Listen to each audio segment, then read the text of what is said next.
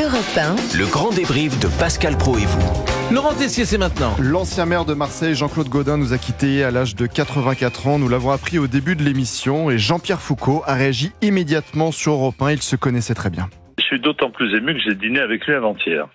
Et voyez-vous, je disais à mon épouse en sortant du dîner, j'ai l'impression que c'est la dernière fois qu'on le voit. Je l'ai trouvé très fatigué. Je l'ai trouvé irritable à souhait, alors que il était toujours enjoué, avec 1000 anecdotes qu'il racontait, même s'il se répétait parfois.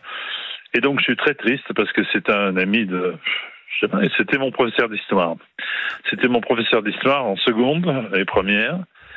Puis ensuite, nous nous sommes liés à l'amitié et depuis, en quelque sorte, on ne s'est pas quitté. Voilà. Jean-Pierre Foucault tout à l'heure sur Europe 1. Et vous savez, dans le grand débrief, nous tentons d'être plus légers, d'apporter aussi un peu de sourire dans cette actualité difficile. Et pour ça, l'équipe de Pascal Praud et vous est au top parce que dès qu'il y a un événement sportif, nous sommes intéressés. Vous gagnez vos places par contre pour assister à la finale pour deux, exactement, qui se passera le 8 et le 9 juin. Oui, vous gagnez vos places. Les auditeurs d'Europe 1 gagnent leurs places pour assister à la finale. Alors en plus, vous avez le choix. Deux places à gagner pour Roland Garros. Ça intéresse beaucoup un membre de l'équipe pour un moment romantique. Monsieur Boubouk, pour inviter une jeune femme à Roland Garros, là, vous feriez, à mon avis, vous feriez quelque chose. Ah ouais, ça serait génial, ça c'est une bonne idée, ça. C'est séduisant. Ça. Alors là, bon, DJ Fam n'est pas là aujourd'hui, il ne se remet pas de la défaite de Saint-Etienne ce week-end. Alors Julien Blanc a répondu présent. Bonjour Monsieur Blanc, vous allez bien? Bonne chance. Très bien Pascal.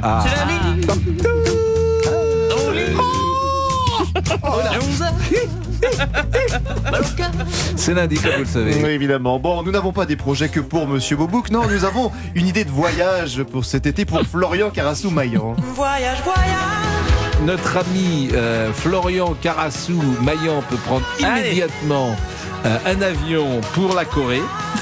Puisqu'il y a un grand concours qui récompense celui qui sera le meilleur à ne rien faire. Et bam pour Florian Carassou-Maillan. Bon, attention, si vous souhaitez voyager avec Géraldine, mesdames, messieurs, c'est le retour de GG Commente. GG commente tout. Oui, alors que nous parlions de Matt Pokora, déçu de ne pas chanter à la cérémonie d'ouverture des Jeux Olympiques, Dame GG a eu une illumination.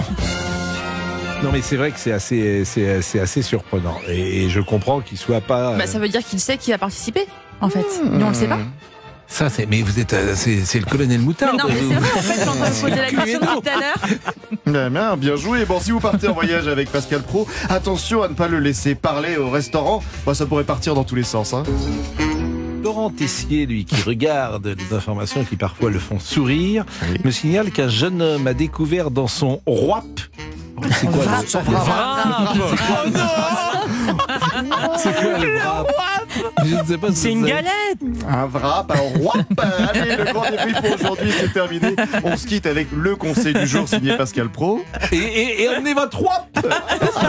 C'est important. Mais surtout, n'oubliez pas, dimanche prochain, c'est la fête des mères, des mamans. Alors, semaine spéciale pour les mamans en chanson. Maman, c'est toi. C'est bon. La plus belle du monde. Je vous jure que je ne savais pas ce que c'était qu'un rap. Mais je suis nul, moi. Je m'en suis pas remise. Bonjour Pascal, bonjour à tous. J'ai un rapport avec le quotidien lointain parfois. Et en plus, j'ai une de mes filles qui non, mais c'est surtout de ça, que vous ne compreniez pas que ce ne soit pas dans le journal des Mini-Days. Moi, c'est ce qui m'a fait le plus rire. Ah oui, bien sûr. C'est quand même une information d'une extrême importance. Ça, c'est des choses qui n'existaient pas de mon temps, comme on dit. On mangeait pas des trucs comme ça, des wraps. J'ai jamais vu ça. Et effectivement, maintenant que vous me le dites, mais c'est relativement diététique, figurez-vous, parce que c'est une galette allégée. Si, il y a beaucoup moins de gluten, etc. S'il y a moins de gluten, alors c'est bien. Bon, là, je suis content. En tout cas, il y aura beaucoup. Ça, vous savez que la personne, je fais juste une parenthèse, dans un dîner, la personne qui dit devant tout le monde, non, moi je suis allergique au gluten, là il y a danger. Oui. Je vous jure, là il y a danger. Là, j'ai des statistiques là-dessus. Je pense que ça sera un sujet de débat pour vous demain. Je suis d'accord. On n'en parlera en revanche pas du tout dans le journal de 13h, dans quelques instants avec vous, chers auditeurs d'Europe 1, du gluten, je veux dire. Bien sûr. En revanche, on reviendra évidemment sur la carrière emblématique de Jean-Claude Gaudin à Marseille et ailleurs. Un animal politique. On reviendra aussi sur l'événement politique de ce soir, 21h, face à Jordan Bardella avec Pierre Devino, que vous aviez dans le studio il y a quelques minutes, et Laurence Ferrari, Europe 1 et CNews, avant le fameux bras de fer face à Gabriel Attal. Jordan Bardella, comment va-t-il gérer effectivement cet affrontement? Et puis la folle soirée du Stade brestois. Bien sûr. Entendra les supporters de Brest. On aurait pu rendre hommage à Brest, on en a peu parlé. Ouais. Et c'est quand même incroyable ce qui s'est passé. Je suis d'accord avec vous. La fin de championnat avec le faux pas de Lille et Brest qui s'engouffre. On en parlera demain, tiens. Ouais. Et on écoutera de la musique bretonne. Il est 12h58. Pascal Pro revient de 11h à 13h sur Europe 1.